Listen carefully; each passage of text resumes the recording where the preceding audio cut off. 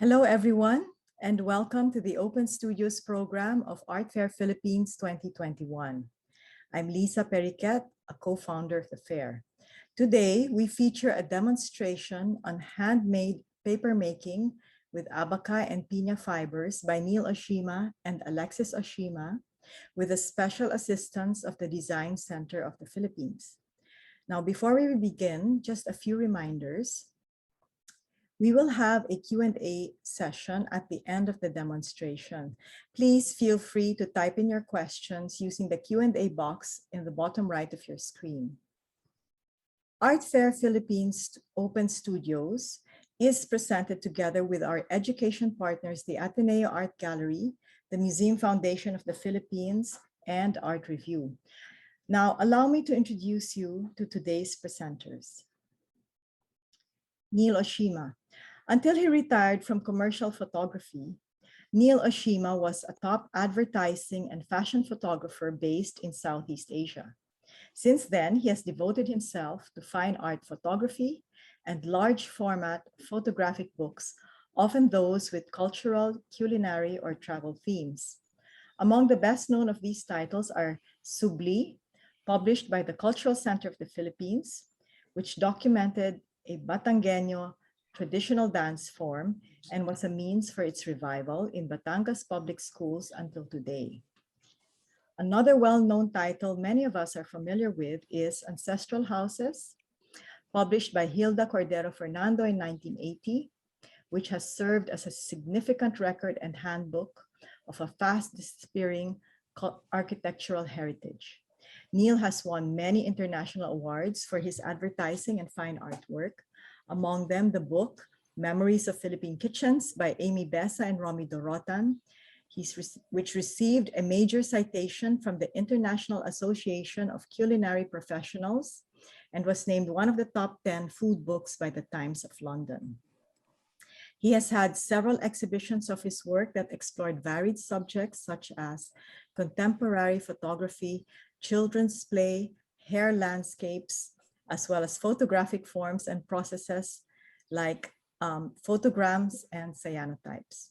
Now, Neal has a master's degree in fine art photography from the California State University, following undergraduate studies at Wesleyan and the UP Diliman in architecture and in archaeology at the University of Hawaii. He's currently working on several books and continues to experiment with alternative printing processes. Now, Neal started making paper while in graduate school as a form of artistic process documentation, finding the materials, process, and results fascinating with endless permutations. Alexis Oshima, who will help present our session today, grew up swimming in El Nido waters when the coral reefs were still clinging on to life before living out her formal education years in the small, medium, and large cities of Oxford, London, and Manila. Perpetually vacillating between science and art, she now finds herself back in nature trying to meld the two. With her background in biology and art, she and her father Neal collaborate very well on projects that draw on both disciplines. It's my pleasure to present this demonstration today. I hope very much that you enjoy it. Hello. Thank you, Lisa. Hi. Hi. Okay, so we're gonna run you through the process of making paper, handmade paper. We're gonna start with a brief history on paper making. Like Lisa mentioned, there'll be a Q&A at the end, but if you actually have any questions throughout this thing, you can already type them in the box and we'll get to them later. All right, should I start? I'm going to Sure. share screen.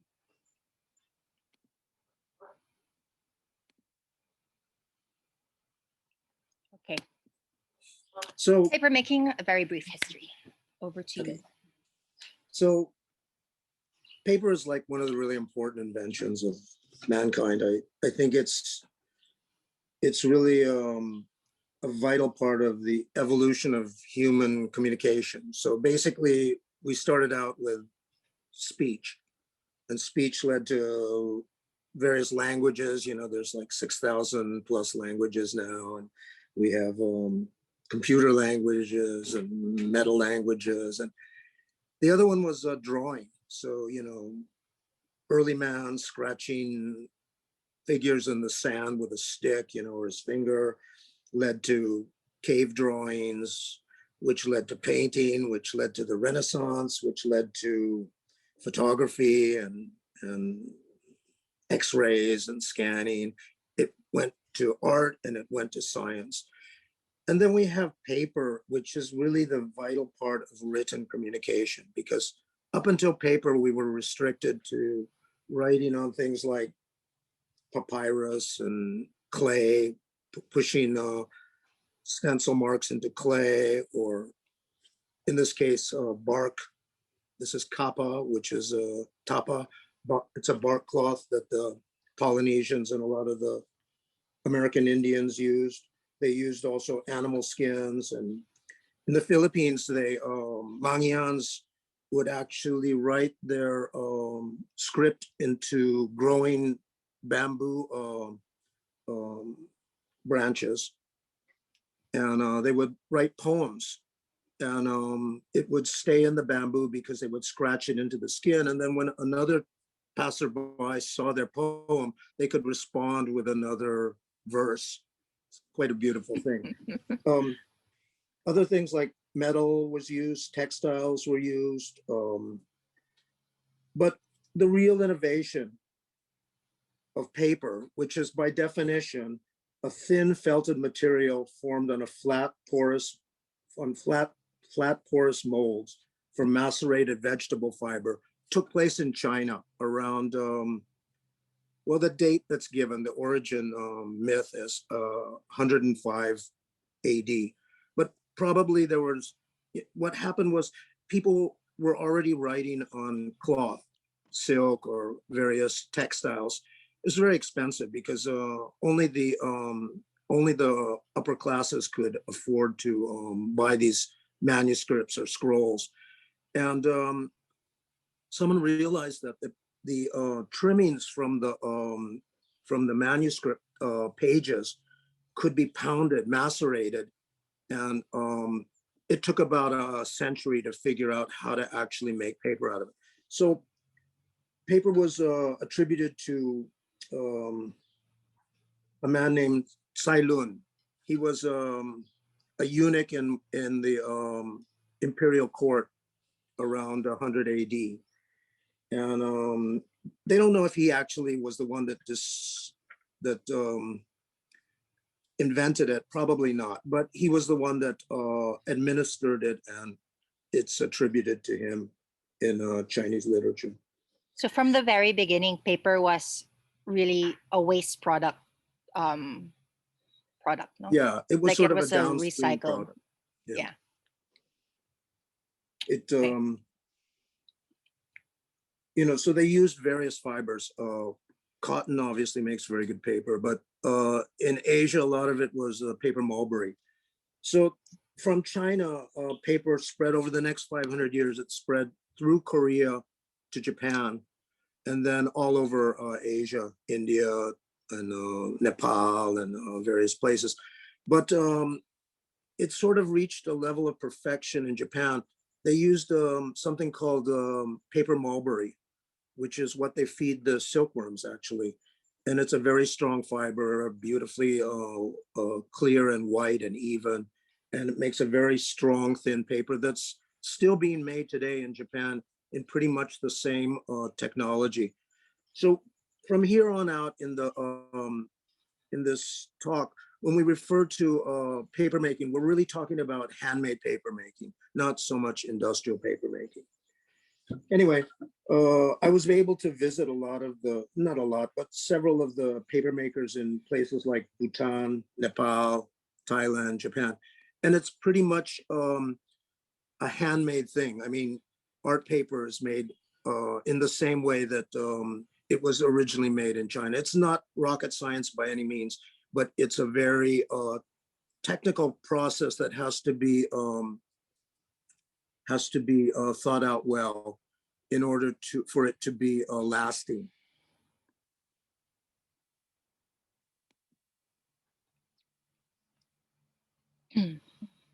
So Asian paper making, can you go back a slide?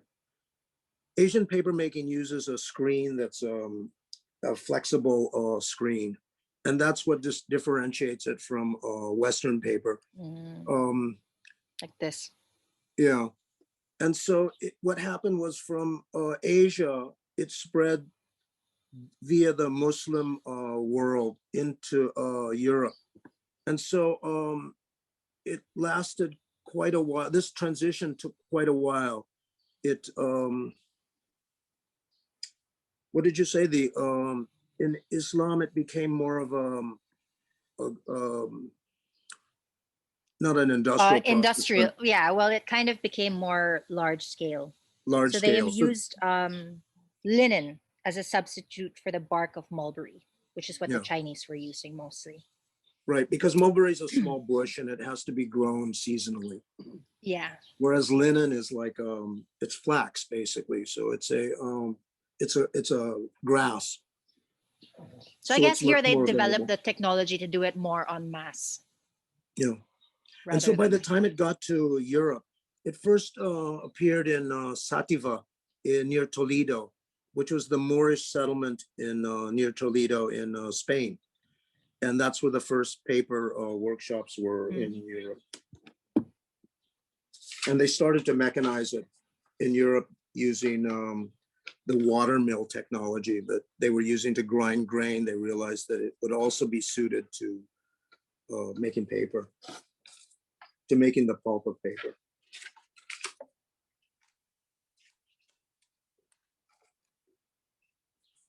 What else? Yeah, demand for paper increased. They needed more and more of it, so they created larger and larger workshops in Europe. It became semi-industrial quickly. You can see the various components of the process. It's quite simple, really. So basically, you have to choose a fiber that's abundant and that's very strong, that can be easily washed so that you're left with the cellulose. And then you have to pulp it. So they boil it, or they grind it, or they pound it, or they or all of those things. They add chemicals to maybe to bleach it. They use a lye, caustica things, and then they have to wash it out so that none of those things are still in the paper. You reduce all of the chlorophyll and the colored materials, and you're left with more or less pure cellulose. And from that, they make a slurry, which is like a mixture, a bath of the pulp. They scoop the pulp up into frames, into molds and decals, and then they drain those, and those become the sheets. They transfer the wet fiber onto another sheet. It's called a felt, and the process is called cushioning the paper. So you're actually transferring the wet, delicate sheet onto something like felt or some other substrate that it'll dry on. Do you have that one of India? The slide of the Indians paper making. there. Yeah, that one. So basically that's what they're doing in this instance. They're taking that detachable screen and they're going to flip it off into that pile of paper there. And then they try to squeeze out as much of the water as possible, and they dry it and desiccate it. So in these ones, they're actually pressing it, no? To squeeze Yeah. out the water. Yeah, that's what's that is. happening. So Because that's the fastest way to dry a lot of sheets of paper. and nothing has to be separating the sheets of paper. Sometimes you do, but if the process is done well, they actually are individually discrete. In other words, each paper has the integrity of the sheet. And so you can, even after it's dry, you can peel them off. It's kind of almost a magical thing. They separate because the sheets have their own integrity. Like lumpia wrapper. Yeah. Okay. So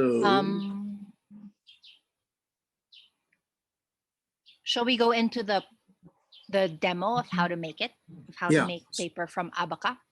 Yeah, so I've been making paper using Abaca, and a very simple process. I'm using a Western screen, and yeah, maybe let's show that video now. Okay.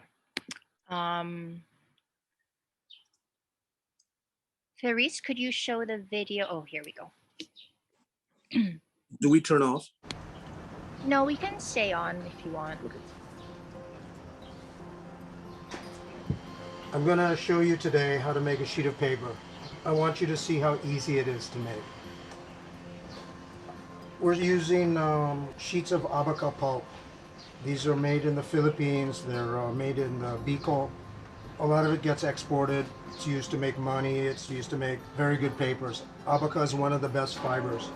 And so the Abaca is processed, it's grown, processed, and formed into these sheets that are really very handy. A lot of paper makers around the world have discovered Philippine Abaca and are using it for their handmade paper.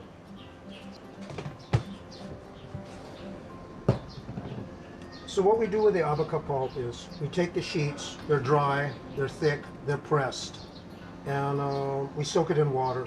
So when you soak it for a while, it starts to separate because there's no binder, it's pretty much pure Abaca.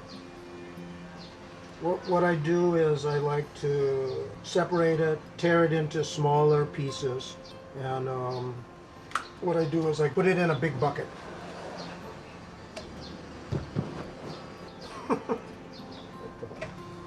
I get a paint stirrer. This I made. In the hardware stores you can buy an attachment for electric drill that is used for stirring paint, and you place it inside.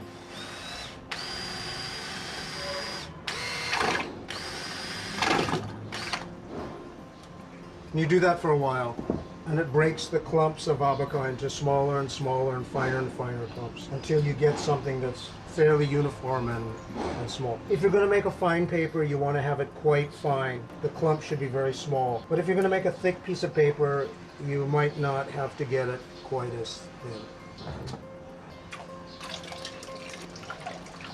The pulp, when it's in water, is called a slurry. This is a fairly high quality of Abaca pulp. It's fairly white. I'm not sure if it's bleached or they're just selecting very light varieties of Abaca. Okay, this is the frame that I'm going to use for making the paper. It's called a mold and decal. This is the mold, and it's just a square frame of wood with a nylon sheet attached to it. You can use a silkscreen frame. I used to use silkscreen frames before I had this one made. And this is the decal. So the decal fits on it. In this case, it's detachable. I just have little guides on the side so that it fits. And it's basically just a wooden frame. But this is what's going to contain the slurry, the pulp. So this is submerged in a bath of clean water. Paper making uses a lot of water.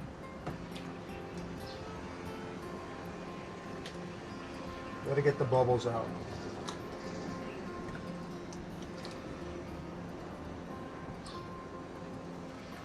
Then so what I do is I take some of the slurry and I'll put it in the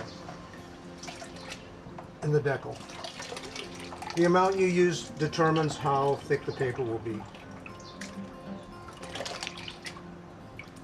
You can weigh it out, but since it's wet, it's kind of hard to actually it's better just to eyeball it and make a decision based on that. I put it in and I separate it. Try to spread it around. It needs more.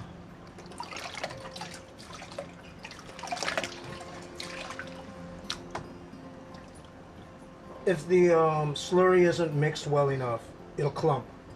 But what you're trying to do is spread it evenly so that the paper is even thickness.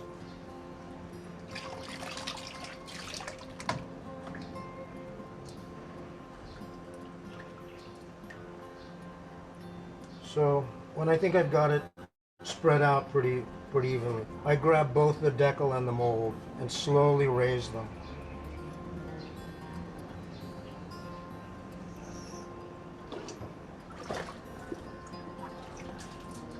You can put a little water in it. to make sure that it's even. This sheet of paper I'm making has no sizing in it. There's no binders that hold the paper together. It's really being held together by the fibers themselves. And you may have noticed that I do a little bump a couple times on the wet slurry. And what that does is it helps to lock the fibers together, and it's what gives the paper grain. So some pieces of paper you'll find will crease or they'll tear easily in one direction, but not in the other. And that's because they have a strong grain pattern. It strengthens the paper. Then what I do is I try to take out some of the water, because this is a good time to remove water from the sheet. It cuts the drying time.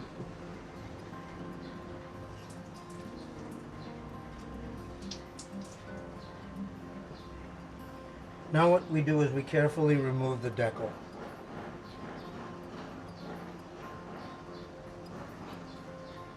When you refer to a decal edge, it's this part that stands up, the part that goes up vertically, and it'll get flattened down when we push the paper. But that's what forms that thin edge to the paper. So the next step is to remove the paper from the mold. And the way we do that is it's called pushing. So traditionally, this is called a felt, and it was made out of felt, which is like animal hairs. But this one is pelon. It's a synthetic fiber, and it actually is much cheaper than felt and works pretty well. So what I do is I'm going to place it on top of the wet sheet, and I can absorb some of the water.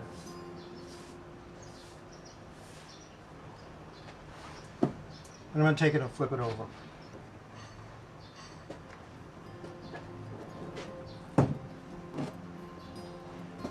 Take out more water.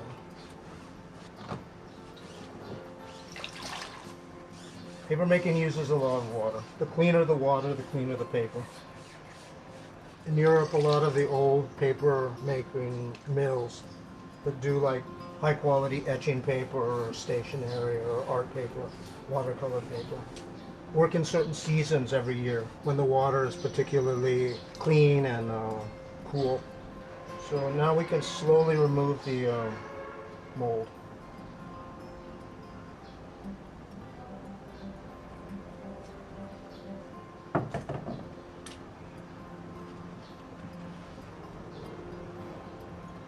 And this is the paper sheet. It's not perfect by any means. It is a sheet of paper, and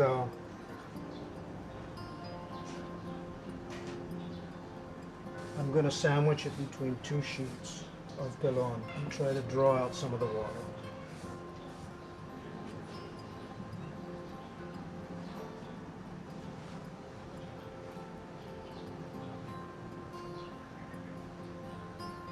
Even completely wet, the paper still has some integrity. It behaves like a sheet.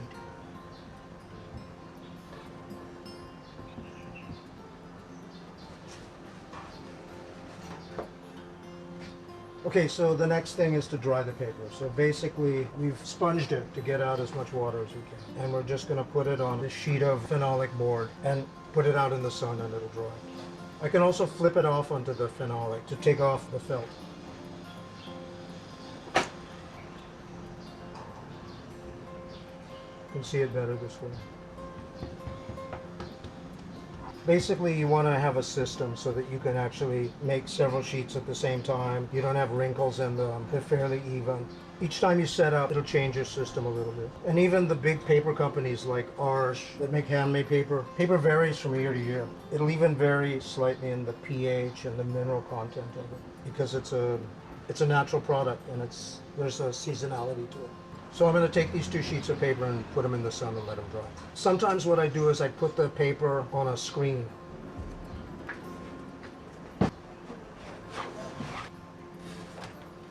The other way to dry the sheets is to put them on a window screening stretched over a 2x2 frame. And what you can do is you can either put the sandwich of paper between the pelon right on it and sponge it off.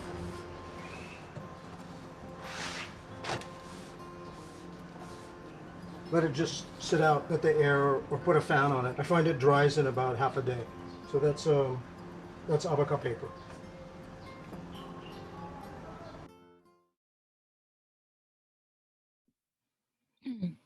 If you had flipped it onto the screen, you're on mute. the window screen while it was still wet to dry, would that affect the texture of the paper? Yeah, of course. It would pick Yeah. up the screen pattern. So if you wanted it smooth, you'd just dry it on the phenolic board or leave it on um the cushioning. The what did you The use? felt. Yeah, The felt. pelon. Yeah. Yeah. So actually, it also picks it up from the screen itself. So Mhm. like in the next video with the design center person, Romeo, making a sheet of paper, they're using a different screen. It's a bamboo, very fine bamboo fibers that have been woven together.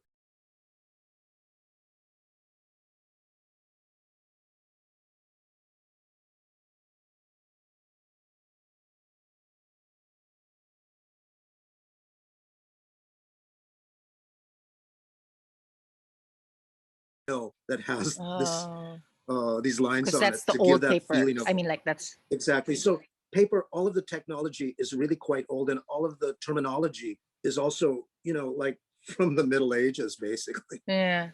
So Yeah. like watercolor paper, the grades, there's some that have really a lot of grit, a lot of grain. Like it's a lot rougher, and then there are smooth ones. That's Yes, from what they're using, or it's exactly. their It's from press. but a lot of that is not handmade. It's actually done on rollers. So there's a machine Okay. that picks it up, and so the machine actually will have some texture to it. And then also they press it afterwards. So hot press is pressed between two heated sheets of metal, and that gives quite a good smoothness. And cold Okay. press, it's not so much. So it retains some of the original texture of the paper. It also reflects the texture of the pulp. Okay. Yeah. Plus, you Right. So can how put much what you it? exactly. Hmm. Um. Okay. Should we talk a little bit about abaca? Because it's Wait, quite an important material in. yeah, abaca is basically it's a native plant to the Philippines. I think it was called the common name is Manila hemp, but it's not really a hemp. It's a banana. It's closely related to the banana, but the species itself is, I believe, is native to the Philippines. Um, Yeah, it's I think the so. scientific name is Musa textilis, and it was the what they made Manila rope out of, which was like the standard for centuries in navigation. Manila hemp was the rope made from Manila hemp was considered the finest, So and would that's paper why. be a byproduct of the rope? I mean, Well, I like think that's what Manila paper was, right? yeah. Was the parts of the sort of the leftovers from making the rope, and they used to make it into the envelopes and manila envelope, basically then.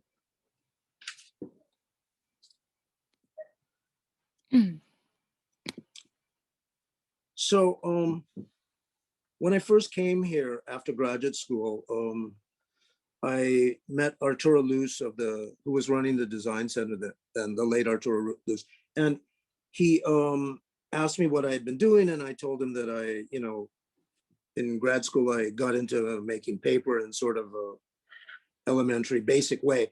And he said, would you give a workshop to the design center people on paper making?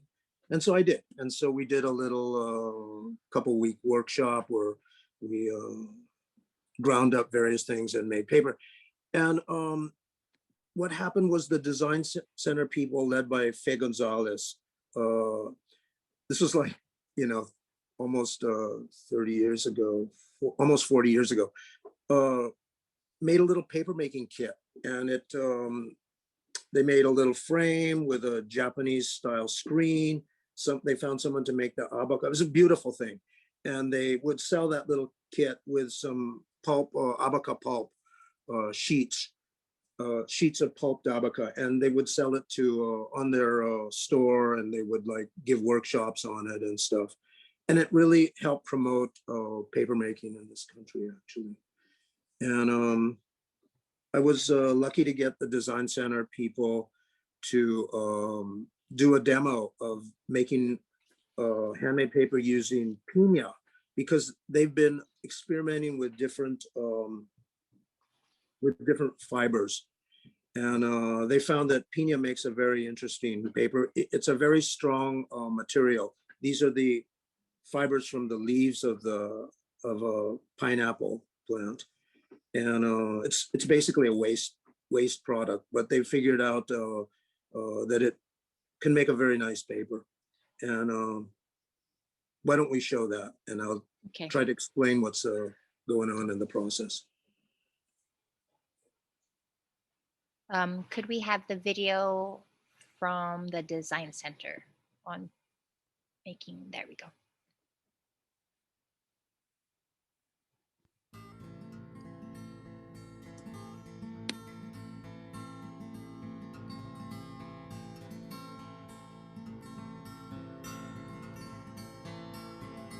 This is the Pina. It's not the Pina that's used for making barong. This is just the Pina, a little bit more ordinary Pina that's used, that comes from the fruit. It's a slightly different species, I believe. So it's grown they for dry the it. fruit. Yeah, this is from the fruit. So they dry it in the sun and then they chop it up.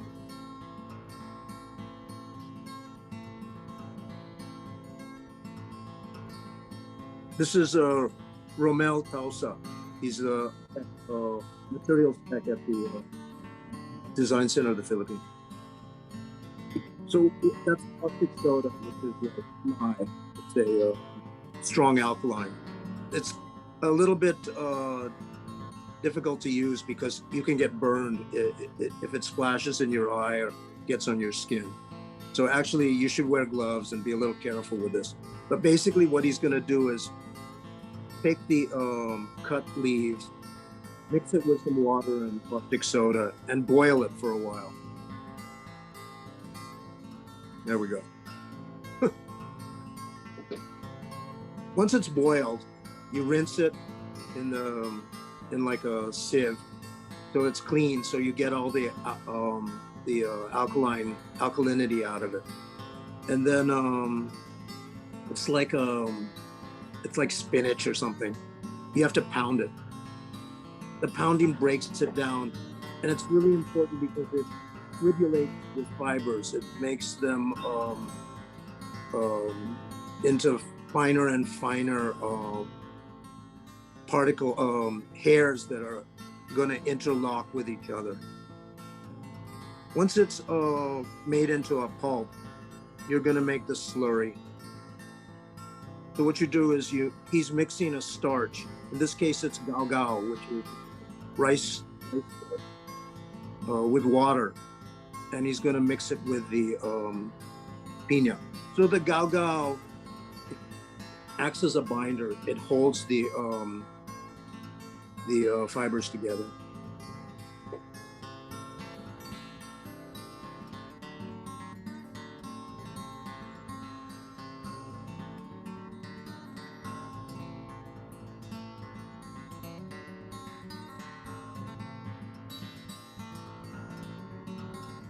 He's using a mixer here just to break it down a little further and to make sure that the starch is mixed. Starch is called sizing, and you can use various things. You can also not use starch. You can also, it'll hold together without the starch if you're good, but it probably won't be as waterproof. It won't hold up so well when it's wet.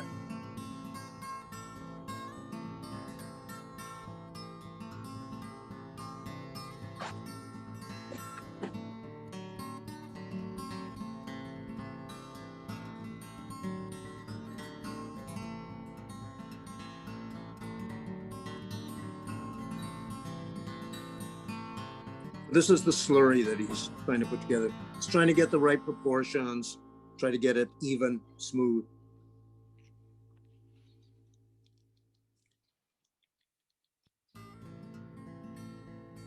You can see it's still got a lot of color, quite a dark piece of paper.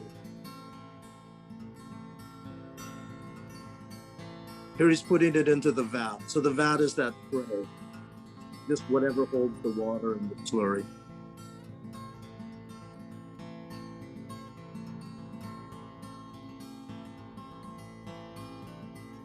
You can see that the pulp sort of has it likes each other. It's got a little bit of attraction for each other. It doesn't mix that easily with the water because of the starch and because of the way it was ground.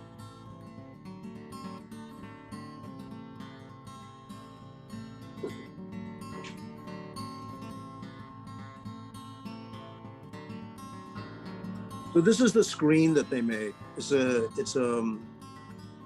flexible mold is what it is. He scoops up the slurry, shakes it,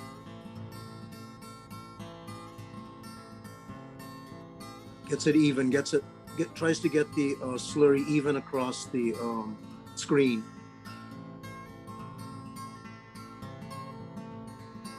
Each time he scoops it, he's building up the thickness.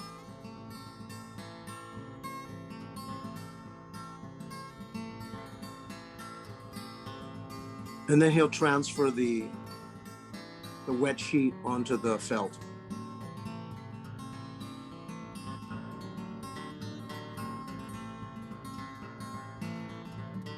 The reason we do this is because otherwise you would be stuck with only making one piece of paper until it dried. The idea of transferring it was kind of essential to the paper making process.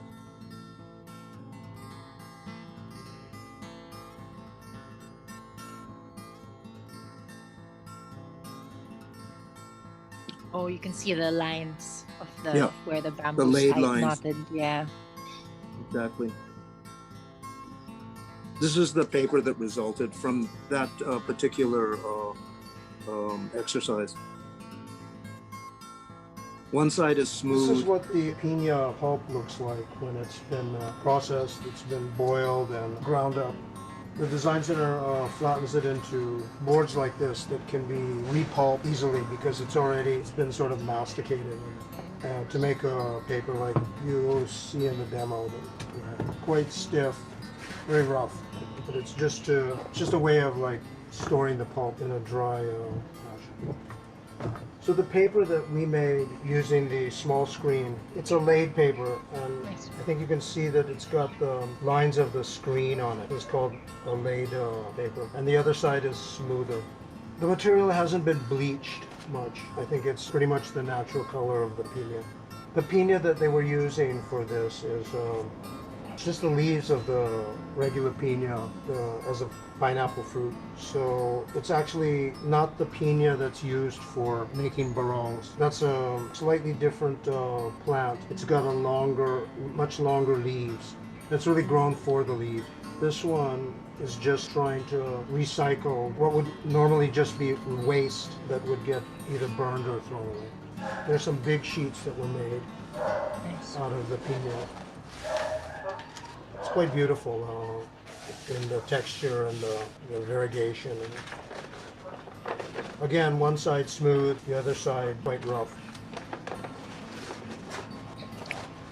Which type of screen were they using for the big piece We don't of paper? know. I'm not exactly sure who made those big sheets of paper. But obviously it was a large screen. It doesn't look Those like pulp it was a bricks? laid screen. Pardon? So it's the flip. Are those pulp, the piña pulp bricks available? Or are they just producing them for their own? I think they're just doing it for demonstration purposes, kind of proof of concept. Pina is interesting because, well, I mean, there's a lot of leaves that are a byproduct of the fruit industry that they're trying to figure out what they can do with. And it seems to be a strong fiber because I've heard about people making leather out of it. Right. It Yeah. binds together and they use some kind of a polymer to hold it together. remains flexible, but at the same time, it actually looks like leather and seems to suffice as leather because a lot of, say, vegans don't want to use leather. I mean, cow's leather or pig's leather. And so there's an interest in creating paper or leather boards from byproduct of things like this. So we've Yeah. seen 2 molds and decals so far, no? Yeah. So The this first is one the was this. yeah, this is the Western type where the screen is not detachable from the mold. On top of it is the decal, so you can see that it's kind of curved, which is helps pick up the slurry when you're using it in the vat. And then this is the Asian. Yeah, this is the Asian screen. So it's a very fine bamboo mat.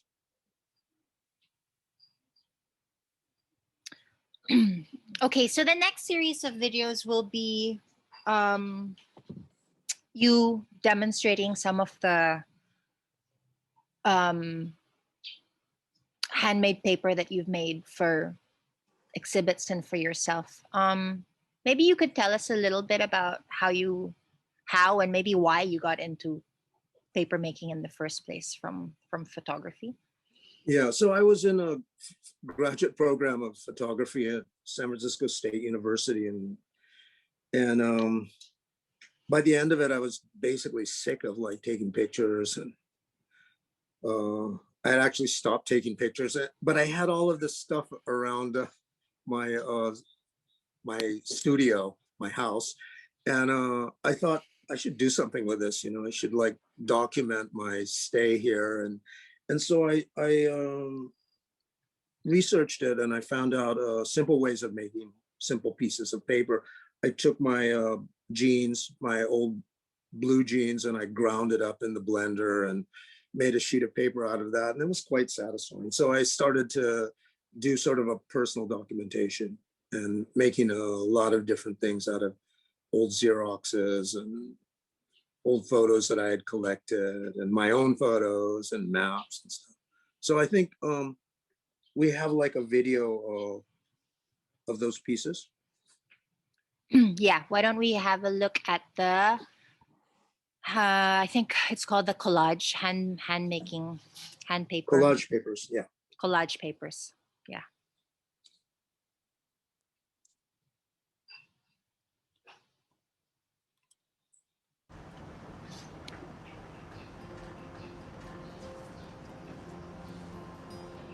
I started making paper in graduate school. It was quite a while ago. I'm sort of self-taught. What I wanted to do was, as a part of a self-documentation project, I wanted to make paper out of things that I had around my studio and house. Like I wanted to make paper out of an old pair of jeans. I wanted to make paper out of some of the photographs that I had been taking that I felt weren't successful, and that's what got me into the whole. And so in the years since, I've made several sheets of paper using old photographs and images that I made. I think of them as it's like a collage where there's a lot of randomness. So unlike photography where you carefully compose an image, this one there's a lot of chance processes that determine the composition and the final look of the paper. So here's the mold and decal, and then I've torn up some pieces of cyanotype that I did. So the cyanotypes are photograms that were made on watercolor paper. I coat the emulsion on the watercolor paper and then I expose it to sunlight. It turns it blue, cyan. So the images are photograms, and that means that they are images formed by the absence or the presence of light striking the coated paper, and it's mediated by the objects that you place on top of the emulsion. So here I'm just kind of taking this sheet of cyanotype that my assistants have torn, and I'm kind of floating them in this water. I'll try to get them facing down, which will be facing up on the final sheet of paper, but for sure when I put in the slurry on top of this, some of them will turn over. Let's see. The thing I like about it is you never really know what it's going to come out to look like.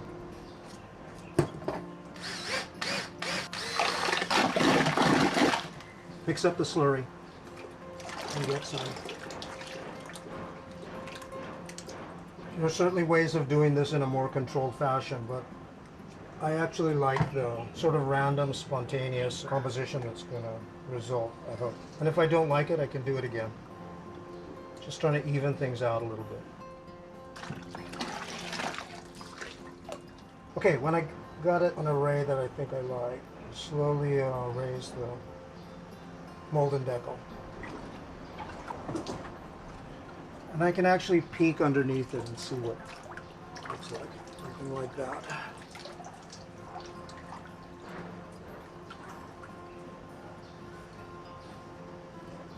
A good sponge helps.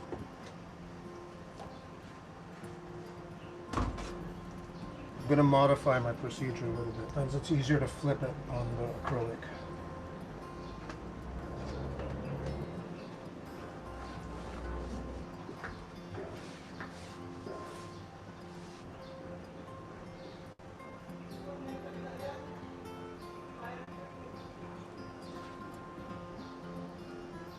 For what I want, I think there's too much cyan. The pieces are too big, and I think I'm going to redo this. So I'll put it back in the mold and decal and do it again. The air bubbles don't escape if the screen is too wet. Yeah.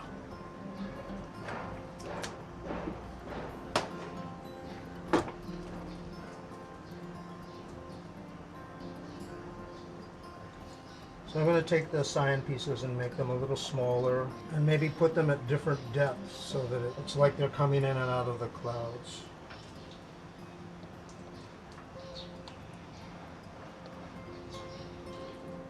So I didn't actually take out any paper, but what I did was I brought the pieces that were on the bottom closer to the surface. And I'm not sure which side of the paper I'll prefer to use. We'll have to see.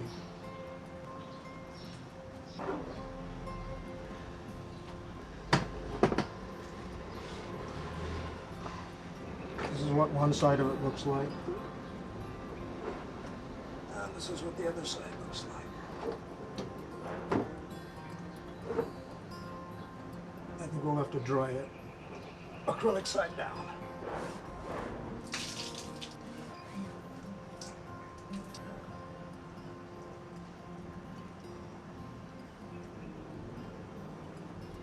Yeah, maybe this is more what I had in mind. As I look at it now, I'll probably, if I continue with this process, I'll try to get little details that kind of read, maybe faces, or, but basically this is the wet sheet and we'll dry it and I'll show it to you later.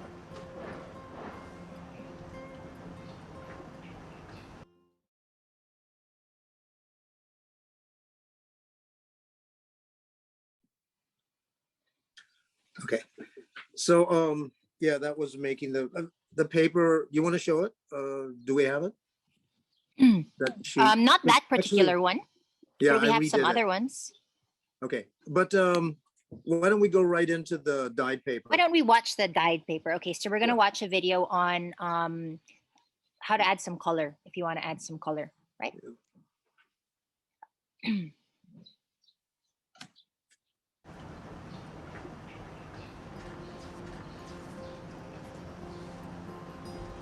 The other thing I wanted to show you was how to make a colored sheet of paper. A lot of paper that's colored is white sheets that are dyed. But what you can do is you can dye in pulp. Here I've made a solution of dye. It's a cold water dye that I had lying around.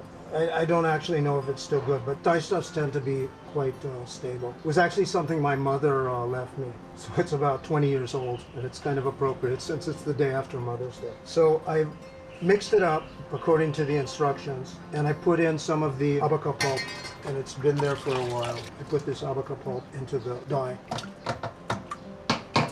So now what I'll do is I'll try to get out some of the color. In my experience, Abaca holds color quite well. It takes a dye well. I'm trying to get a little of the excess dye. Okay, so ordinarily I would rinse it a little bit more thoroughly, but for the sake of this demonstration, we'll move on. So here I have my mold and decal, and I'll put the dyed in pulp. Still got a lot of dye stuff in it, but anyway. Probably not going to be enough to dye the whole thing, of course.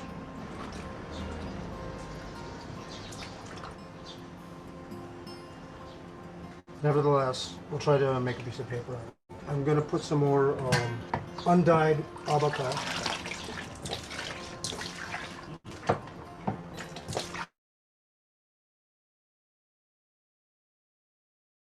Bloody mess. I'm not going to try to make it even. I want it to be sort of variegated.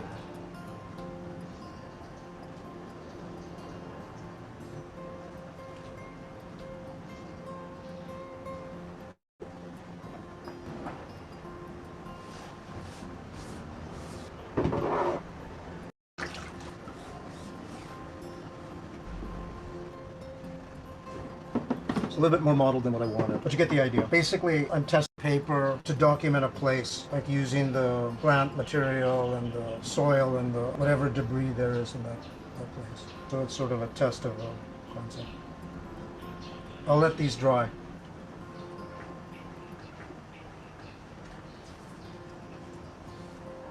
So I started making paper when I was in graduate school in, when was that, late 70s in San Francisco. I was in sort of a rebellious phase and I stopped actually taking pictures, much to the consternation of my professors in graduate photography program. And I started appropriating photographs and doing self-documentation basically. And one of the things I got into was I decided I wanted to learn how to make paper out of some of my personal things. Like I made a nice piece of paper out of an old pair of blue jeans. And basically what I was doing was taking photographs and maps and images and old photos and photos that I had taken, photos that other people taken, pieces of cloth that were important to me, and I was grinding them up in a blender and making them into very crude pieces of paper.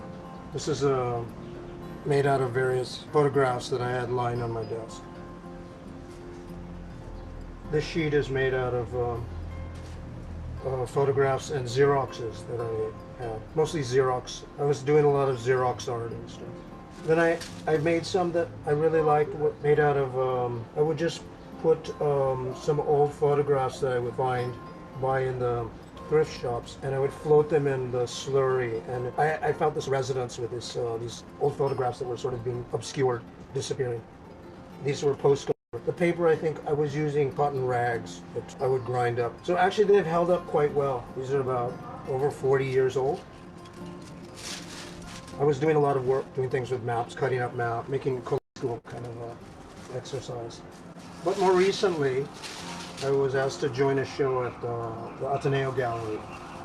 It was curated by Angel Shaw, and the theme of the show was not visual noise. And she was actually asking the artist to deal with the proliferation of images that's taking place with social media and all of the digital images that we are bombarded with. So I thought that it would be a good idea to get back into the paper making process. And I made these sheets of paper trying to revisit what I did in graduate school. So this is a collage of torn scraps of imagery that I got on the internet. And I printed them and tore them up, and I put it in a slurry of the Abaca and sort of randomly let it compose itself.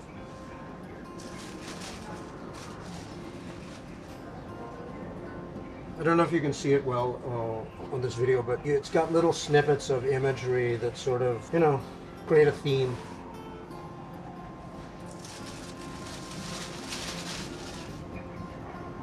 This one, it's kind of about topography and about landscape, and these are sort of old images from old maps, just revisiting that idea of like a map in a territory. I was also interested in the whole thing of climate change and like satellite. I use satellite photos of typhoons and hurricanes. I like the idea that they sort of float in this pulp and sort of almost like they're in the clouds.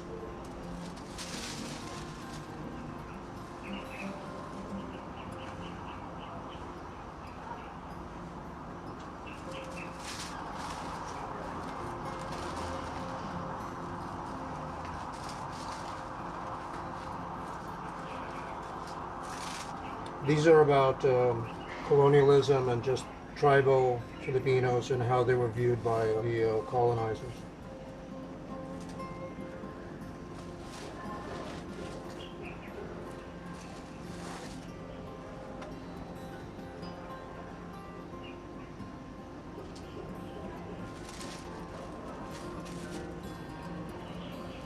Similar.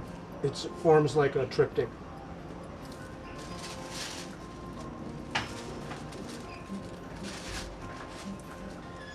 This is the third image in the series.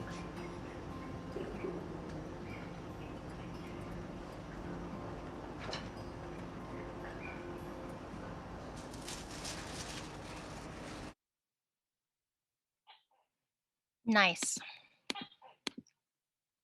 I And actually have some of those as a slideshow so that if people want to maybe see you can them see the details better. better, yeah.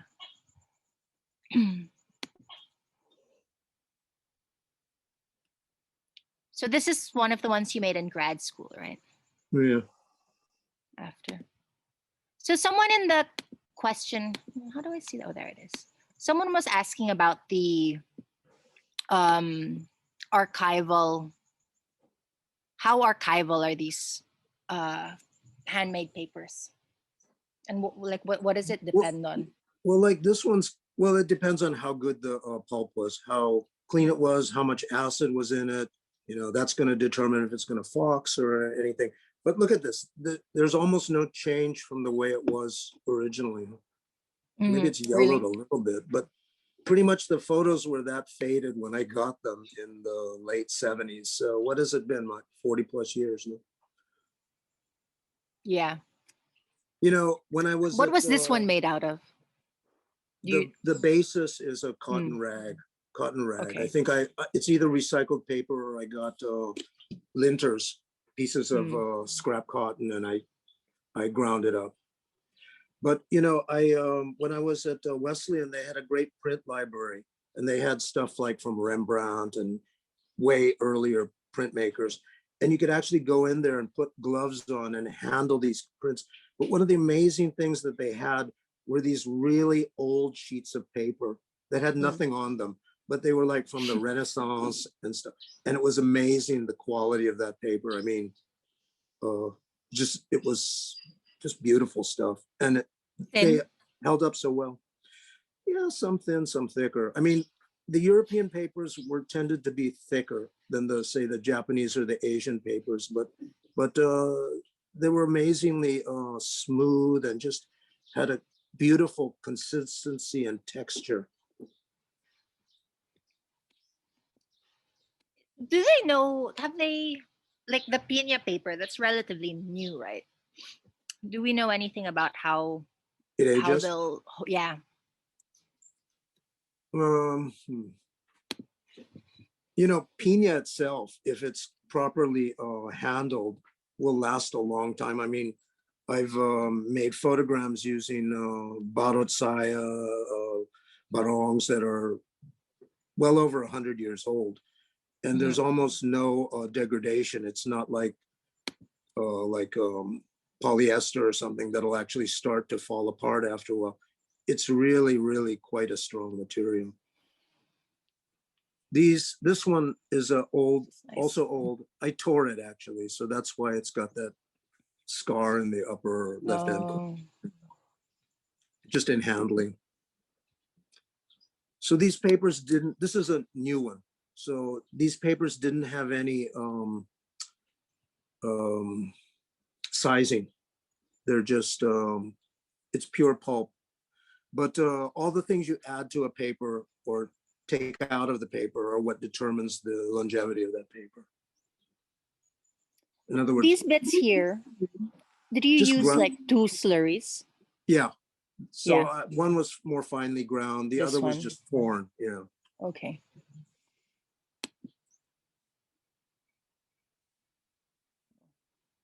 There's our These are sort of like weather photos and satellite photos and talking about like thinking about sea level rise and stuff like that. As you're lifting it out of the water. Yeah. I like the process of paper making. It's kind of not meditative, but it's very soothing. And the wet it looks is quite a beautiful thing. Yeah. Yeah.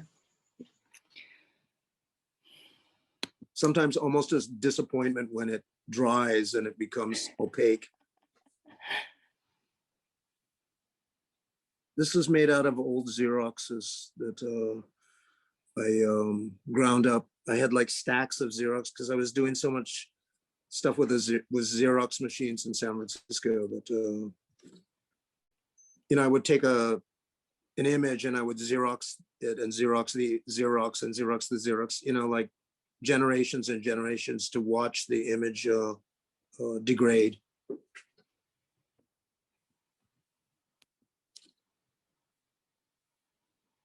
I think these are photos that I had on my desk, color and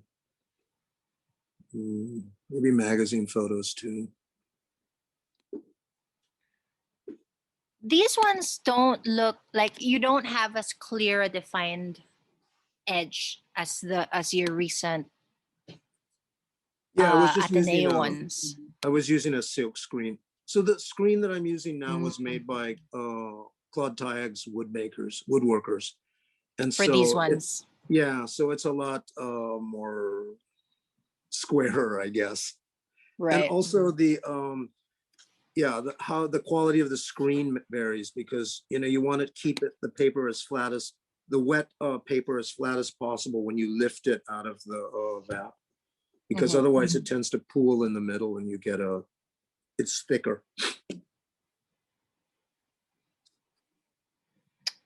I saw a question earlier about whether it's possible to print on this handmade paper. And I thought Oh yeah, maybe can that we would be show a good time to show that we tested some. those? Yeah. Here. So, and these are inkjet prints, right? Yeah. Yeah. Okay. So So this was on the paper that that you made in the video? red dyed paper. Yeah. Nice. It came out nice. Yeah. So that's anting shirt from the South that I had photographed at one point, and we just made an inkjet print out of. I think it could actually be backlit and have a kind of a nice effect because the paper was quite thin. I mean, it's not a perfect sheet of paper. Can you go back to the whole thing? Sorry. Yeah, it's like it's missing the corners and stuff, and it's not very even. But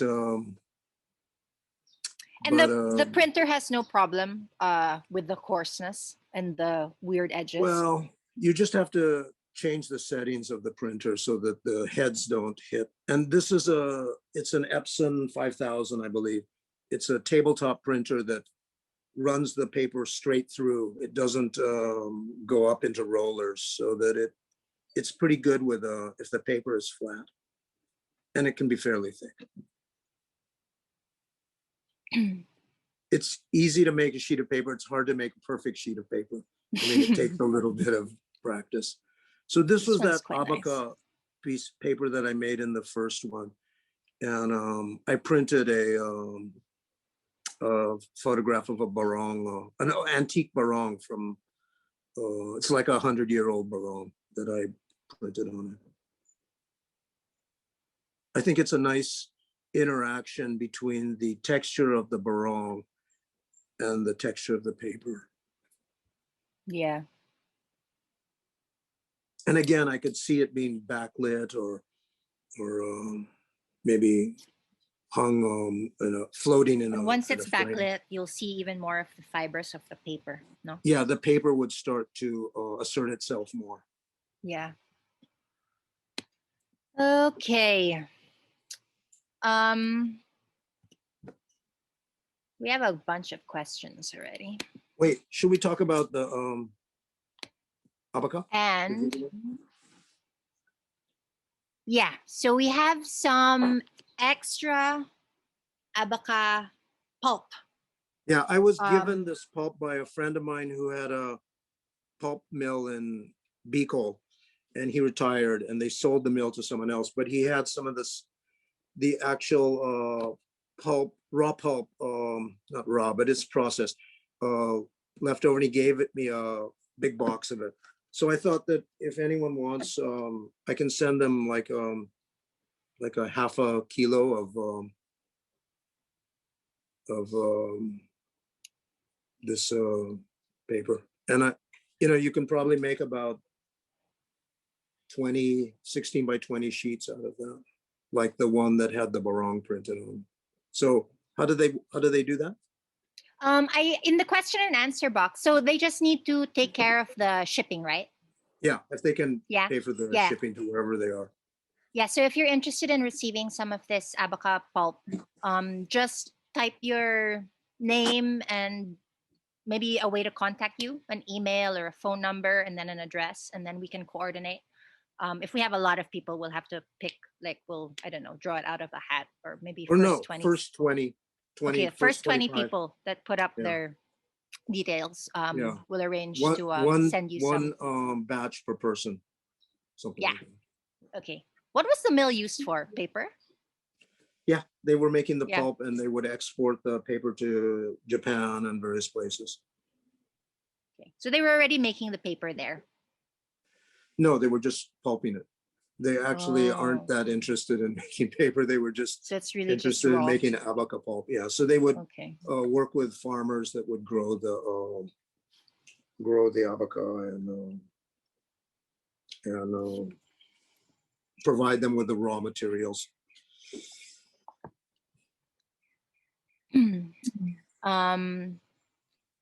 Okay, Therese says, please type your name and email address or phone number and shipping address if you wish to get Abaca fibers in the question and answer box to anyone that's watching, if we have anyone watching. Someone asked, Jacques, what part of the Abaca plant is used?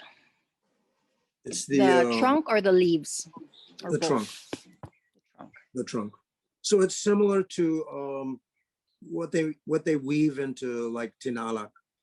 So they take the the Abaca tree is like a banana tree.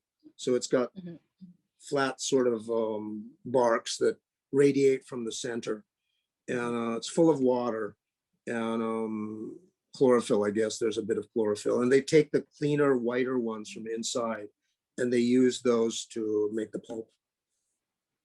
They grind it.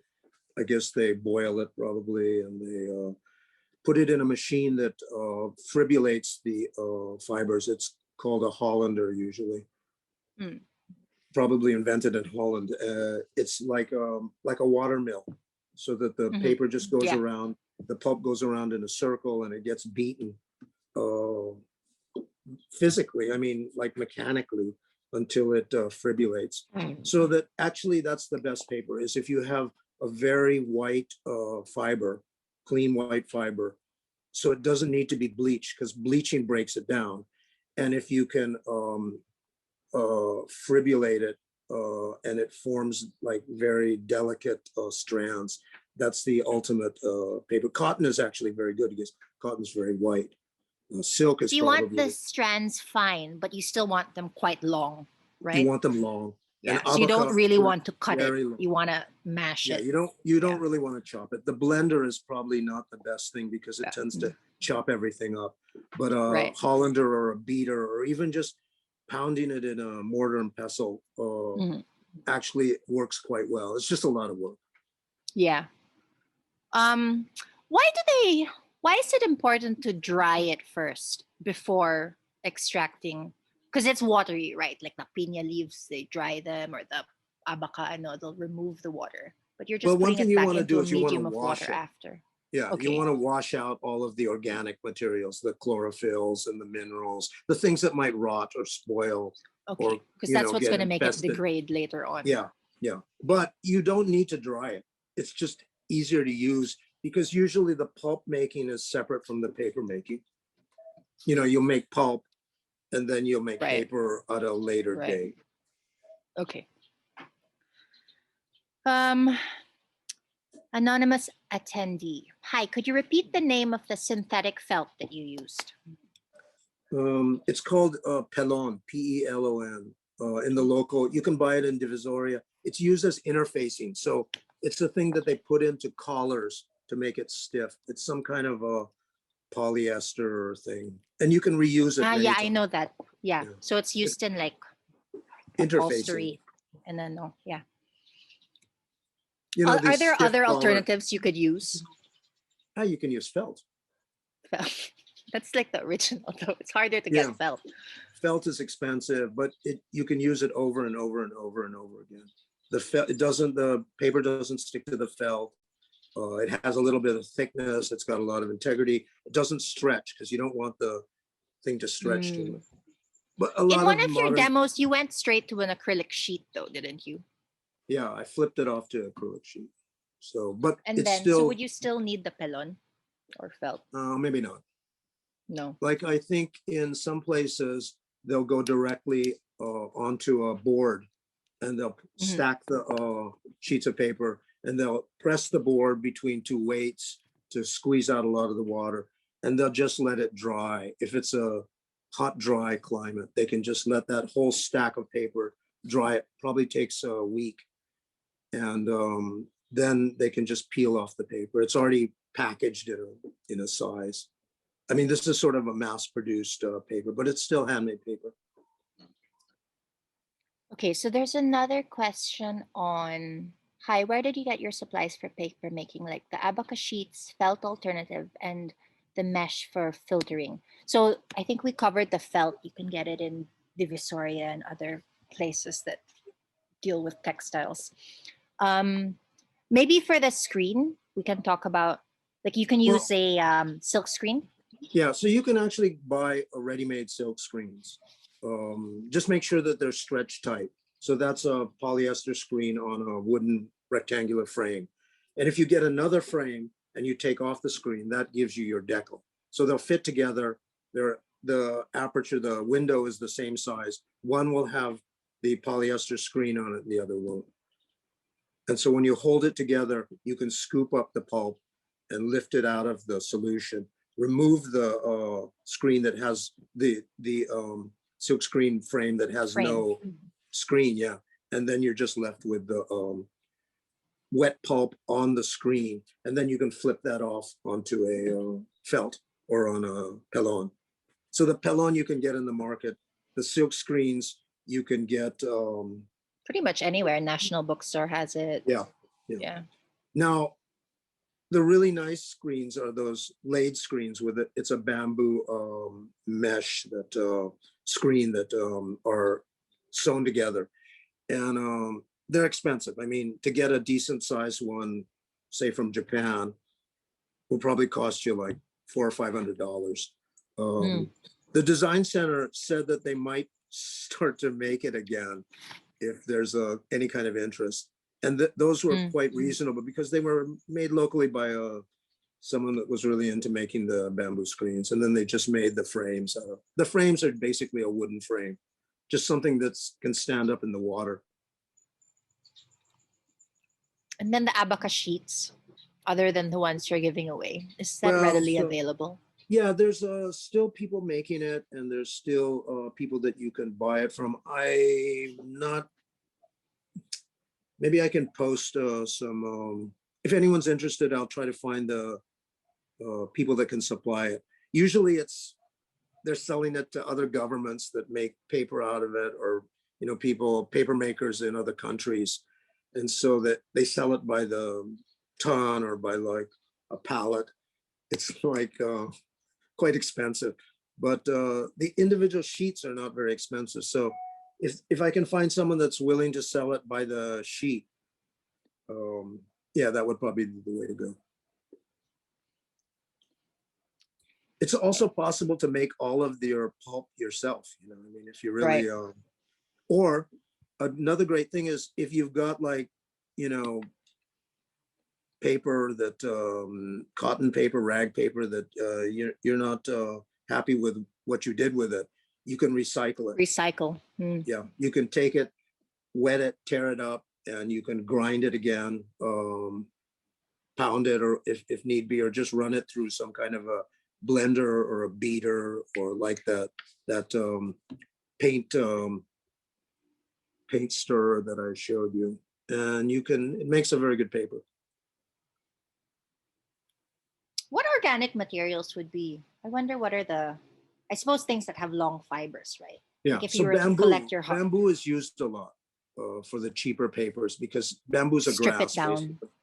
Yeah, so they take the scrape bamboo, they pound it, They remove the outer covering, and then they usually boil it to break it down. And so then they pour off the water, they put more water, they boil it again. Maybe at some point they're going to put some caustic material like lye or caustic soda, and that'll sort of whiten it, and it'll break it down to the, you know, the very basic just what you're trying to be left with is cellulose. Mm. I'm sure you could use things like talahib, and but you know, the high quality papers are made from things like abaca, cotton, paper mulberry, which grows quite readily in the Philippines. It has a little berry. It's what the Japanese use Yeah, for there's most lots of of their mulberry yeah here in Palawan. yeah. So paper mulberry is an excellent And it's the is an leaves, excellent right? fiber. I think it's the bast fibers, because I think you can feed the leaves to silkworms and still have the fibers left for the Ah, okay. for the Interesting. because the silkworms just use the leaves. So that's why a lot of times where they're doing silk, there's also a paper making adjunct. I wonder how I don't know, like, I wonder how the cellulose structure of these, because all of the ones that make strong paper are also what make good material for textile, good right? So rope. there must be some kind of Textile, integrity yeah. in those individual cellulose fibers. Yeah. So basically, you're looking for something with long, strong fibers that's not too dark, because you know people Right. want to have, since paper is written on, you want to have Yeah. as light a paper as possible. Yeah. Okay, someone's asked, since we're on the topic of fibers, we have a few questions regarding the sizing. Hi, won't you need some sort of binder to make paper? What holds the abaca fibers in place? Another one asks, without the gao, does it affect the strength of the Pina paper? Yeah, the gao definitely strengthens the paper, and it makes it. You know, gao is almost like glue. It's a starch and a binder. But there's other things that they can use, like in a lot of countries like Japan and Thailand and Nepal, they use mulberry. I'm sorry, hibiscus, and it's like the hibiscus that has flowers. It when you take parts of the plant and boil them, you get like a kind of a gelatinous mixture that they mix with the mulberry pulp, and it's what allows them to make very thin, strong, waterproof sheets of paper that are used for calligraphy. So I'm not an expert at the sizings, but places like the Design Center can probably help you steer you towards starches that are available. There's also like, I know a lot of the modern paper makers are using modern polymers and chemicals to bind the paper together. But the paper is actually bound together by the fibers interlocking. So it may not be completely waterproof or as strong, but it's still a sheet of paper that has integrity. You can draw on it, you can print on it. You may not be able to soak it very long, but it doesn't necessarily need to have a strong sizing. And in fact, like for some processes, because like I do some photographic processes that are very sensitive to the chemistry of the paper, the pH and all that stuff, minerals that are in the paper. And a lot of it has to do with how it's sized, how much chemistry is in the paper, and it affects how long it will last. Because obviously gao is like a starch, and you know, insects like to eat starch, right? Because your sound. It might be more archival without the sizing. With If you're less not sure sizing about or the with a glue. more neutral sizing, acidically neutral. Most watercolor paper that has sizing. Yeah, Not it has necessarily. usually watercolor paper has some sizing because you're trying to strike a balance between absorption and strength. Watercolor paper, you often wet the paper before you Right. start watercolor, but at the same time, you don't want it to be so soft that a dry sheet of paper will won't hold the ink lines, you know. So there's a media kind of a middle ground, and actually watercolorists will choose certain papers that suit their the type of drawing that they do. Right. Some like it more absorbent, and you can buy harder papers than others. You can buy papers with more sizing. You can buy hot press and cold press watercolor papers depending on the texture you want. A harder paper would be thicker and pressed more. Yeah, it's a little denser, so it's a little harder, but also the sizings are going to make it the surface is harder and make it less accessible to water. Right. So at one end you have like cheap paper like newsprint, which is basically, and they get ground up, and so it's like a tree, so it's like wood, so it's like quite dark. So if you were to make a unbleached sheet of paper, it would be like the color of wood, whatever the wood was. And so a lot of that is bleached, and that's why it doesn't last that long, because it's got acids or bases in it to take out all of those colors and organic materials. And you know, it costs money to wash that out, so that they just tend to leave it in. Or if it's acidic, they'll buffer it, they'll put in a base to neutralize it, so it's pH neutral. But over the long run, it will degrade because the pH balance will change. Right. Oh, here someone's asking, can the Pina paper be used for watercolor? How spready, how absorbent is it? Does the ink blot? I should try it. Tried it. It's. I know some people are making it in the Bicol, and it's quite dark, so it might be hard to actually watercolor on it. I couldn't tell you. I couldn't tell you with any authority if it would work. What about the Abaca paper? Like if you're using a watery ink, does it? Will it absorb? Oh, for Mm. sure it'll absorb. It's quite absorbent. But does it like blot? You know, when it's spread, when it goes like. Of course, it'll that? it'll run. It'll absorb it. But you can take that paper and you can put a sizing on it afterwards. Like you can float it in a starch sizing and then dry it again, and it keeps it from being so absorbent. So you'll get your whole sheet.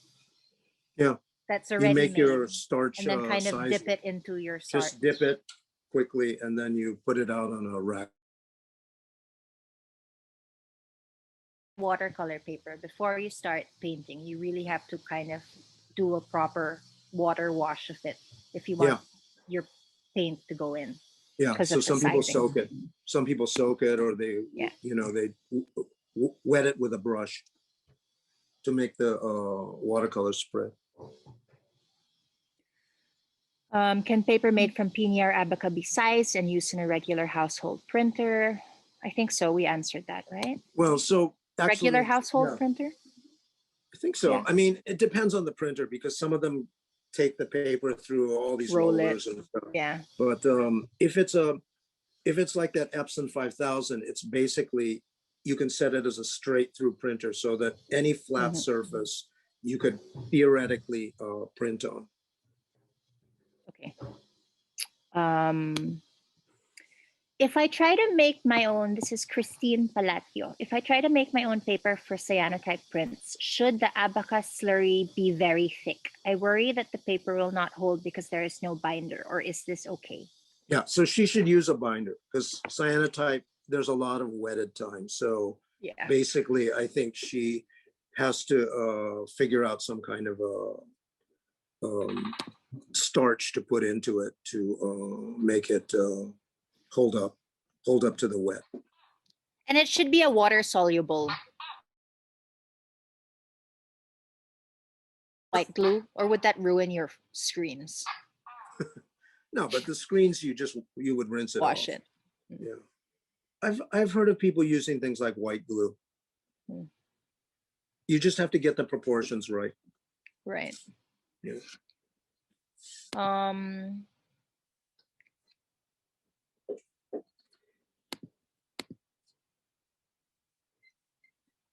Can you use cotton fiber straight from the plant?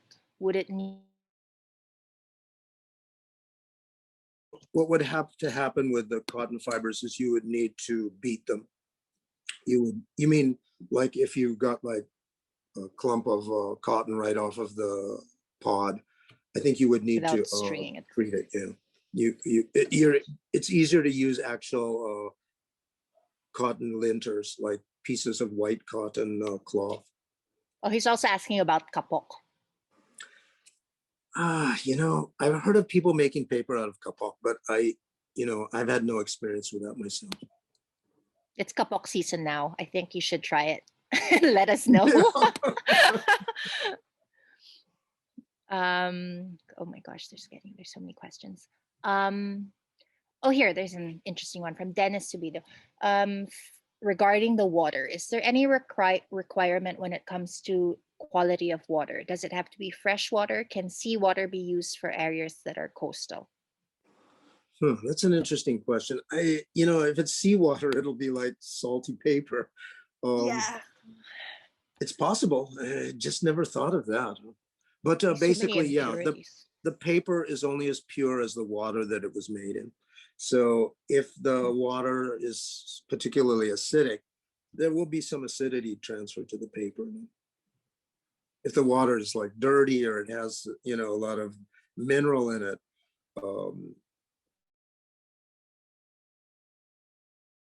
the water. So in a lot of places like Arsh, they make paper at a certain time of year when they're near streams or they're near water sources, and the water comes off of the mountains. It's like oftentimes it's snow melt and stuff. Very clean. And you can tell because some seasons the paper is not as pure as it is in other seasons. So like people that do platinum printing, where is very reactive, find that some years of Arsh or whatever the paper they're using are just not good. They get little So there's dots on it paper that- vintages, like Yeah. wine. Yeah. Yeah, almost. And Yeah. whiskey. And I that's think why the with cli- Japanese make such good whiskey and paper. Because if they're obsessed with water, right? Yeah. Clean The sake water. is like it's all about the water, really. So Yeah. climate change is also affect. Do the really expensive paper brands mark the year when the paper was made? No, I don't think it's written on it. You But just need it usually inside. the really good papers have a watermark, that when you hold it up to the light, you can see. So the watermark is instructive because it tells you what's the top side and what's the back side of the paper, because the watermark will be on the screen side, because it's actually, unless it's like a fake watermark where they just run it through a machine, but usually it's thinner where the light passes through it. Okay, it's 11:30. There's still quite a few more. There are a bunch more questions. Therese said we can hang around for a little bit more to answer the questions, if that's okay. Okay. What's the largest dimension of handmade paper you were able to make? Gee, it's about I think it's an A2. I have a A2. It's kind of hard to handle. I had to build handles for it and stuff. And But, then your bath, you need a big water bath for it. I have a big, so the vat can actually just be a bunch of 2x4s that you put a sheet of plastic into and Oh, put like it a on pond. the table. Yeah. Yeah. So you make that and then you just Okay. empty it. But the Or a screen, bathtub? yeah, bathtub's kind of hard to handle because you have to get down in it. But like Yeah, a that's a good kid's idea. a wading pool. Yeah. But so a big sheet of paper is very heavy because you're lifting all of that pulp and water. It's heavy. So what they usually do is it's suspended from something above you. Like there's like a pulley system so you can step on it to raise the sheet. There's people making very large sheets of paper, and maybe next year's art fair will be exporting like big sheets of paper from this country. I know there's people in the Bicol and there's people in the north that are making large, high quality sheets of paper. A lot of it just gets exported. Somebody else is asking where in Manila or around the Philippines are there workshops? Do you know of anyone running paper making workshops? I don't, but that's why I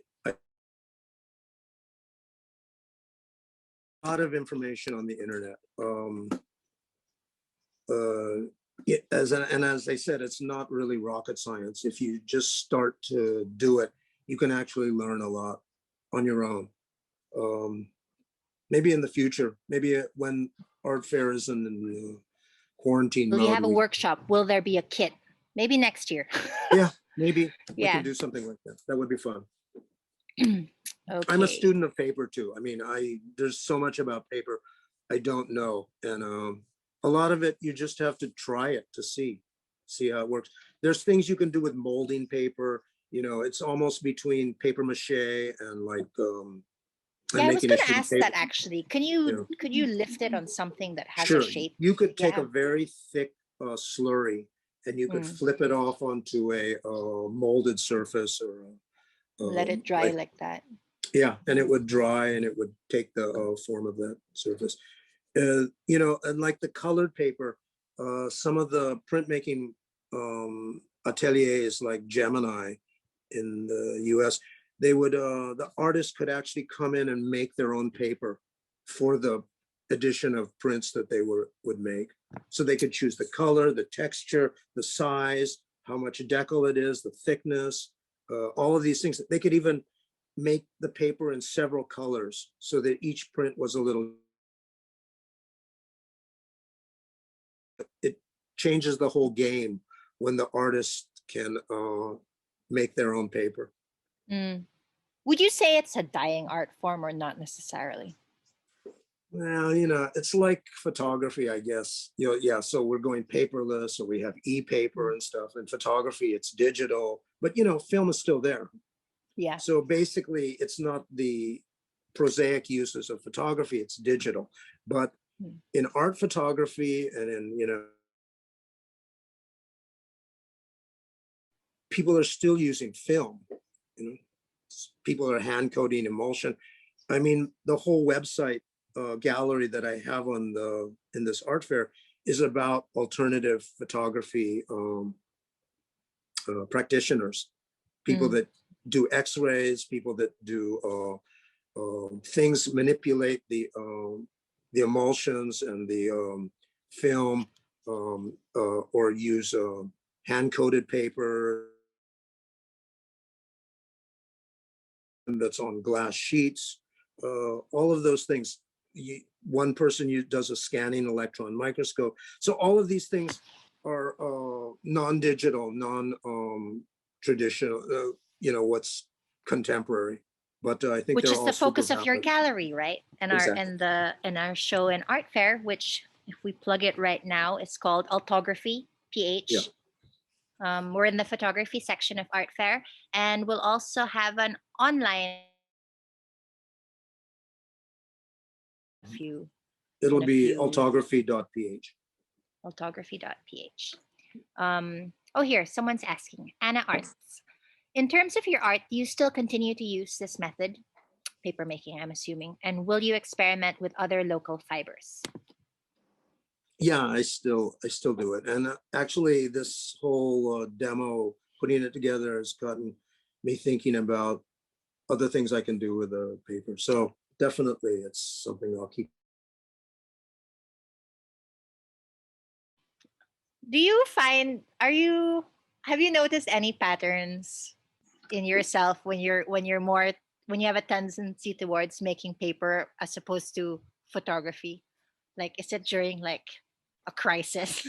Because it seems like you find it calming, paper making. Definitely, I don't know if I seek it out, but definitely when I'm in that kind of mode, because you know, just to make paper, I usually have to set up for it. So I spend about the pulp, I try to figure out what my plan is for it, and then I start making it. And as I make it, it changes. You know, the content changes, and you know, just the process of drawing it every day and looking at the results. It's very different from photography. I mean, I started out in film photography, and it was very a lot slower than digital. Digital's so instant.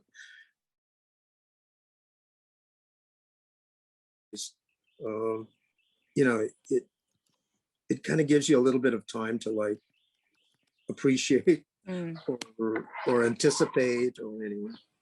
I miss that, and that's why I like doing paper. So yeah, maybe it is therapeutic.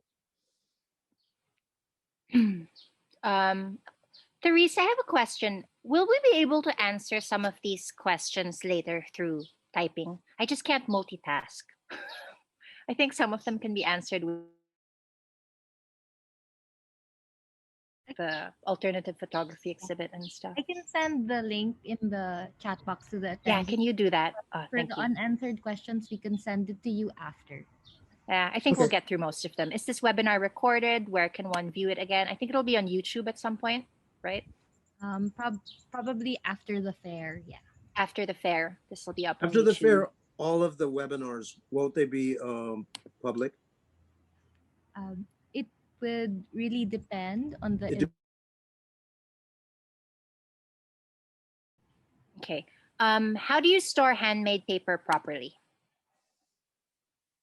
I guess like any paper. I mean, I try to put it between two sheets of other paper that's relatively acid-free, Low humidity if Mm. possible. No? low humidity, and It's flat. hard in the Philippines. Yeah, flat. Yeah, but you know, You had could these even people- pile them. They shouldn't stick to each other, right? No, they won't stick. So I actually had that. I had like all of the papers that I did in graduate school that were just stacked in a it's survived. Just make sure a rat doesn't get in, or anay. Yeah, but if it's cotton, they're probably not going to want it. But if there's some kind of sizing, or if you're putting some flavoring or sugar in it, yeah, maybe it could be a little problematic. So a lot of people are really interested in the abaca. I think they like, if you have abaca trees at home, what can you boil with the fibers to turn it into the pulp? What I've seen is they take it and then they scrape it. So they scrape up. So the bark is like the bark of a banana. It's sort of a lens-shaped piece, and to make the tinalak fibers, they take it and they scrape it with a shell or a piece of metal, like a bolo or something, until so you get rid of a lot of the water and a lot of the chlorophyll and a lot of the color. And if you take those, they'll tie them and they'll put it in a river, and the river will wash it, but not wash it away. And so this is how you make tinalak, the tiboli cloths that are, you know, incredibly beautiful, and they are really white, quite white. It's just that they dye them. So they use the ikat method to dye them using natural dyes. Stable. So if you have abaca plants, try that. I mean, try taking the piece of the bark, the inner ones, the whiter ones, and then scrape it and let it dry in the sun, and then see what you've got. There'll probably be like a little bits of like very thin fibers, and then that you may have to pound or boil to really make it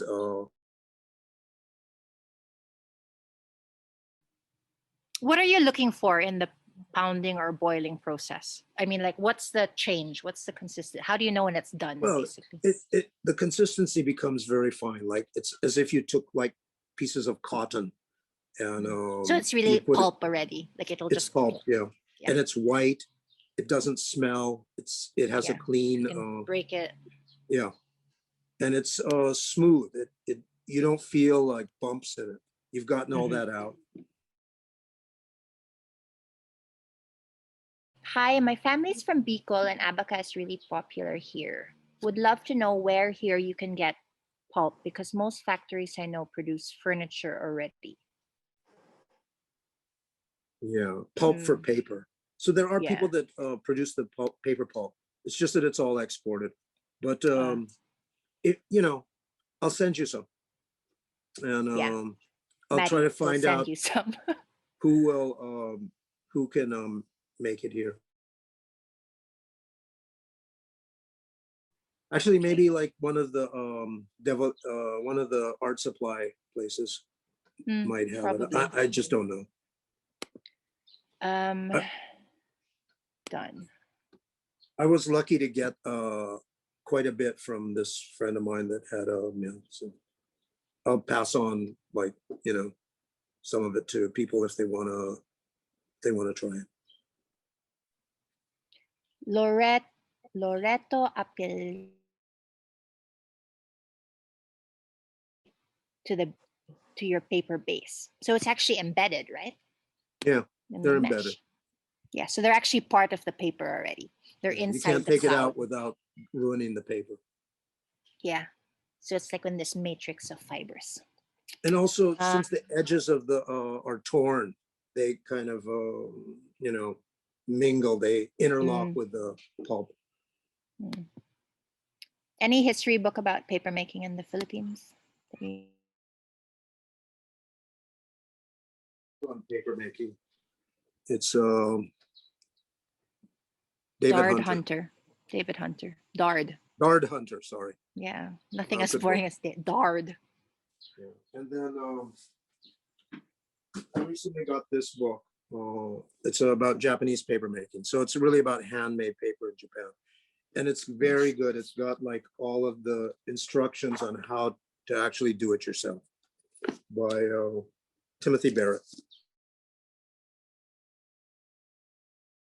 I think we're almost done. When you create enough paper, do you think it's possible to bind it? Yeah, sure. Yeah. Basically, for you can sure. proceed to bookmaking after the paper making process. We should have done the paper making and then we should have done the book binding one, right? There was a workshop on book binding.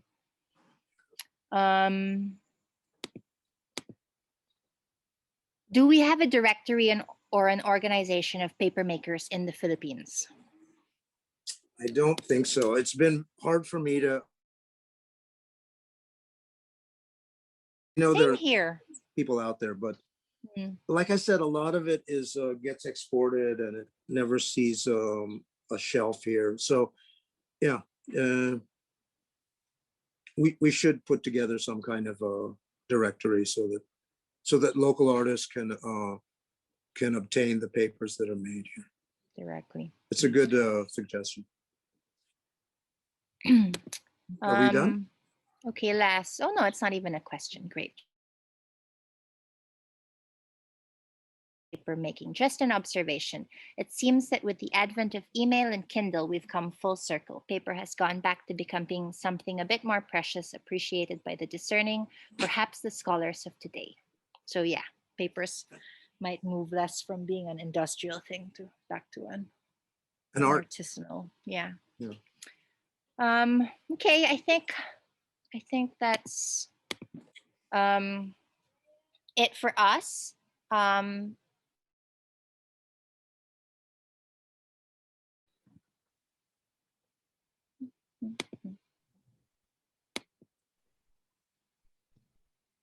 Hi. Hi. Thanks for that.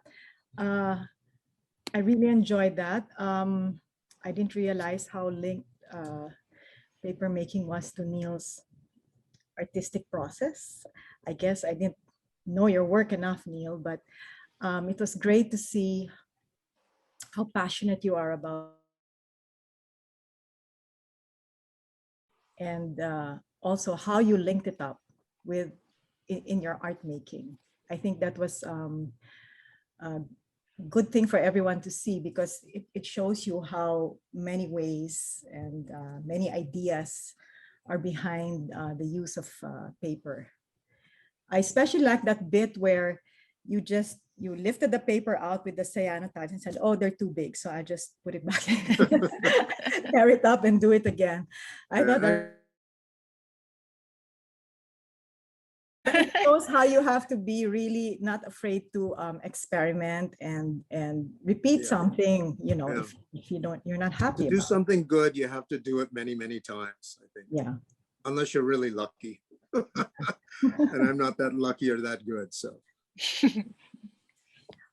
So this has been great. Would there be any final words or anything you want to impart to the audience, Alexis, Neil? Yeah,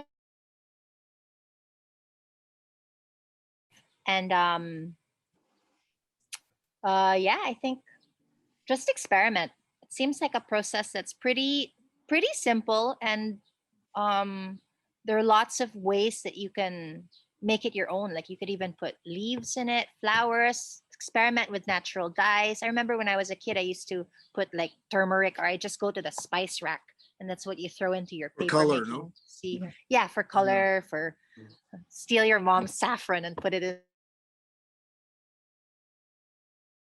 Yeah. There's also beautiful paper that, not paper, but bark cloth that you can make by just pounding the bark. It's like amazing. The Polynesians used to wear it as clothing, and takes dyes well and stuff. Mhm. We Yeah, have so many thank you. fibers here that are great. So True. I think people should explore. Yeah. Okay. Do you think we could type in box for you, Neil, for all the questions if people want to contact you to ask about the pulp, paper? You can put everything you can like put that? mine in, Okay. and I'll. Right. Yeah. So perhaps we How can do I type put that into that? the chat box. Yeah. Panelists and attendees, right? Yes. That I have to select. Mhm. And You should have please made visit an our email gallery address. on Art Fair. Gmail, alexisoshima@gmail.com.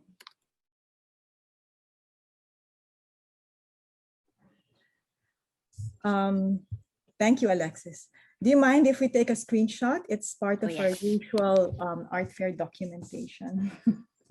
Therese, will you be taking it? There's Yes. Neil smiling, so you better Yes. catch that. Quick. So 3, 2, 1, smile. And then one more for safety. 3, 2, 1, smile. There. Thank you. Thank you so much. Thanks. Thank you. OpenStudios program. I'd like to thank Alexis especially for drawing out all this information from her dad, who we all know is much more comfortable behind the camera than in front of it. So I really appreciate your sharing of his knowledge, and Neil, you're sharing your knowledge today. Special thanks go as well to the Design Center of the Philippines, especially its director, Ria Matute, and Joe Cruz for. We would like to thank as well the videographer, Johan Wash, and the video editor, Nathan Santos, for their assistance in producing the videos. We are ending the art fair tomorrow, but we still have many events you could check into. Please check the art fair website for more details. Our education partners are Ateneo Art Gallery, Museum Foundation of the Philippines, Art Review. Thank you very much. And okay. Today at 1:30, so that's soon, we have a conversation with a panel of Cebuano artists talking about their practice in Cebu. And at 4 p.m., we also have an interesting introduction to fine art conservation. It's by a UK-based conservator. So she'll be talking to us directly from her conservation lab. Hope you can join us for one of those sessions. Thank you and good morning.